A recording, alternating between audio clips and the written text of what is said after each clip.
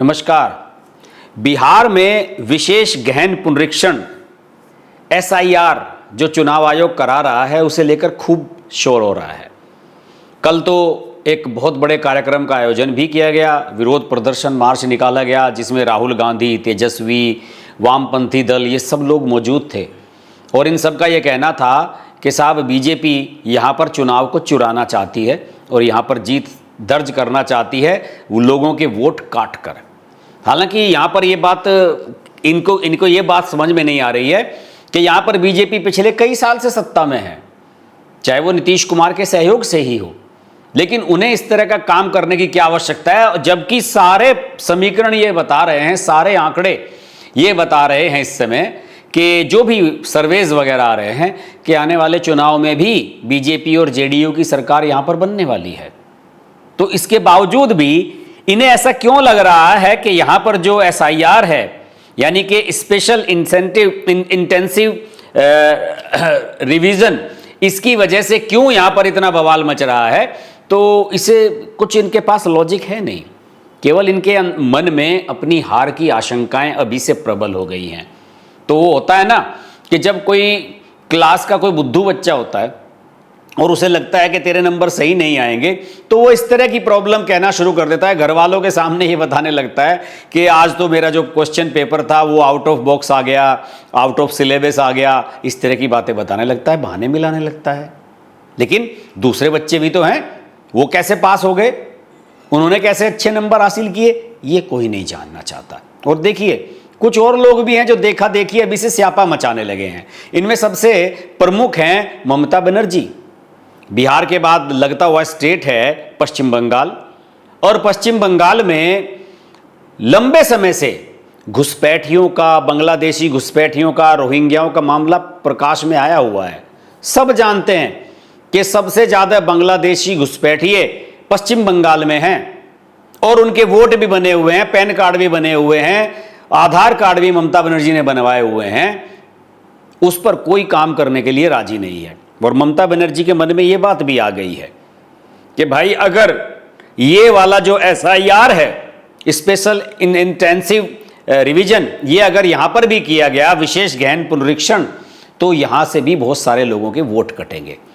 देखिए बिहार में बुधवार तक का जो आंकड़ा है उसके मुताबिक इसके लिए आपको जो रजिस्ट्रेशन कराना है, जो फार्म भरना है, उसमें से 57% लोगों ने इसके लिए अप्लाई कर दिया है। यानी कि 7.89 करोड़ में से 4.55 करोड़ लोगों ने इसके लिए अप्लाई कर दिया है। उन्हें देश के चुनाव आयोग में, देश के सिस्टम में भरोसा है। वो जानते हैं कि ये हमारी पहचान है और इसी के आधार पर हमारा वोटर है, हमारे बच्चों के एडमिशन है, सारा कुछ इसी के आधार पर होना है। तो वो लोग आराम से कर रहे हैं। लेकिन परेशानी तो वहां उन लोगों के सामने आ रही है जिन लोगों ने पिछले 20-22 साल में फर्जी वोट यहां पर बनवाए हैं और वो यहां के रहने वाले नहीं हैं।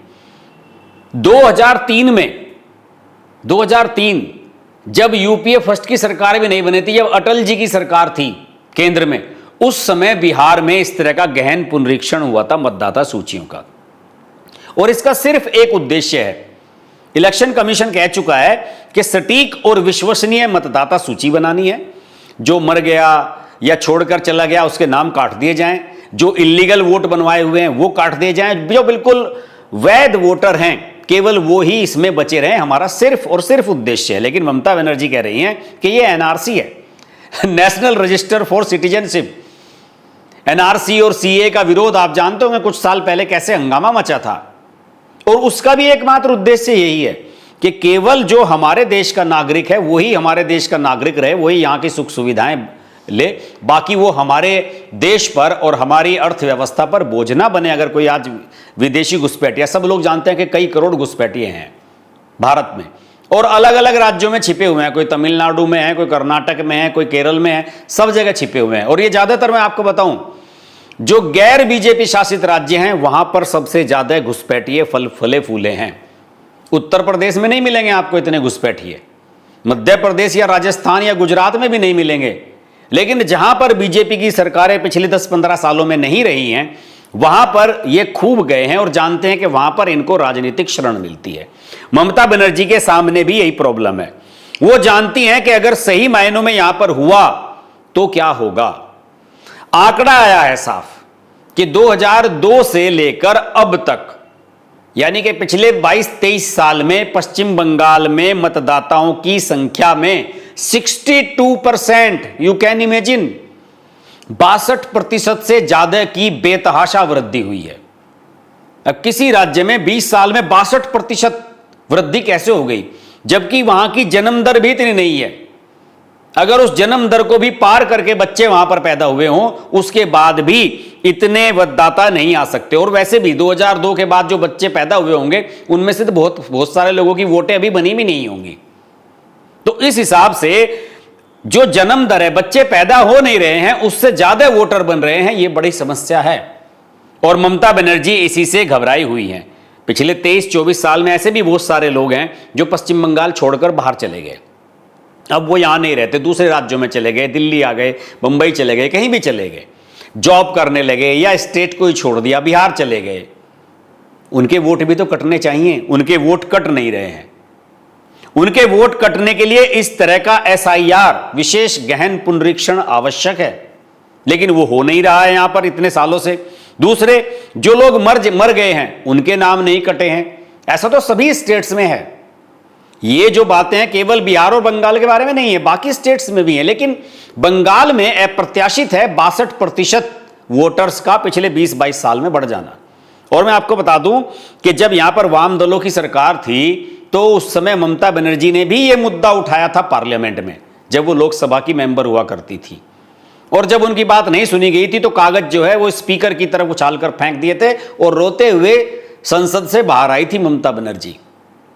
लेकिन आज उनकी सरकार है, उन्हें लगता है कि ये घुसपैठिए उन्हें वोटिंग कर रहे हैं, तो इनके वोट उनको कटवाने नहीं है।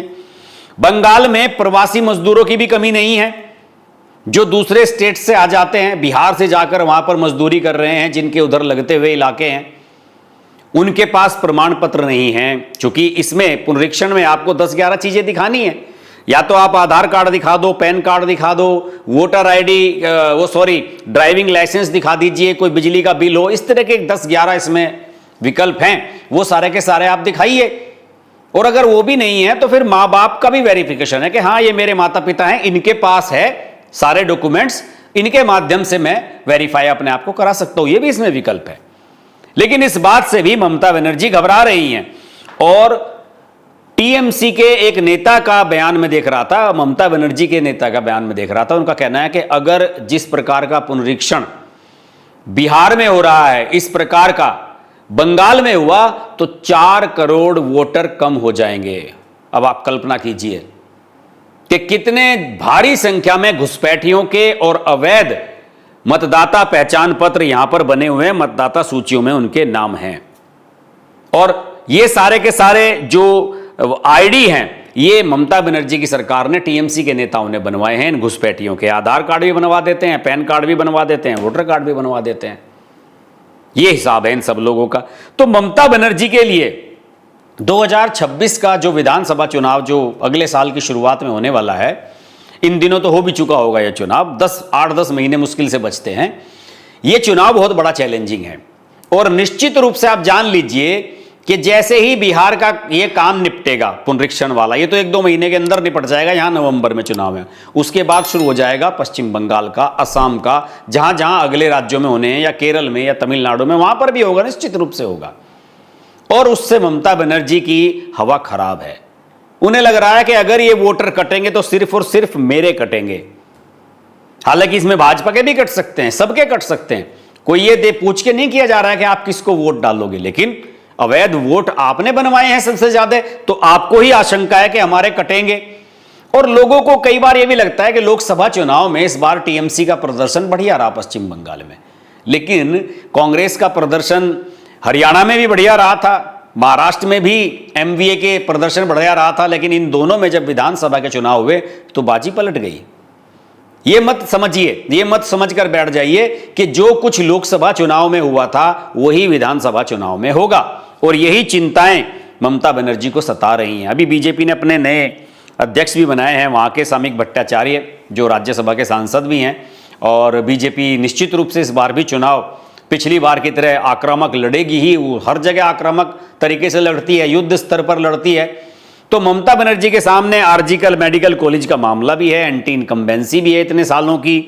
अभी हाल ही में वहाँ पर जो लॉ कॉलेज में लड़की के साथ रेप और मर्डर का मामला हुआ है वो भी बहुत हाईलाइटेड हो रहा है। मंत्रियों का भ्रष्टाचार, टीएमसी नेताओं का जेल में जाना, तुष्टीकरण, बहुत सारे मुद्दे हैं जो ममता बनर्जी को हॉन्ट कर रहे हैं, उन्हें डरा रहे हैं। और उनमें सबसे महत्वपूर्ण है एसआईआर। इस खौफ से ममता बनर्जी क्या बाहर निकल पाएंगी? सबसे बड़ा सवाल तो यही है कि क्या बीजेपी इस मौके का फायदा उठा पाएगी? देखते हैं क्या होता है। पश्चिम बंगाल पर हमारी नज़र हमेशा बनी रही है। इस चैनल पर हमने बहुत सारे वीडियो बनाए हैं पश्चिम बंगाल को लेकर, एक प्लेलिस्ट है पूरी, आप उसे भी देख सकते हैं। और आगे चुनाव की कवरेज भी इस चैनल पर हमारी जारी रहने वाली है, पश्चिम बंगाल की भी और बिहार की भी। तो जुड़े रहिए हमारे साथ। नमस्कार।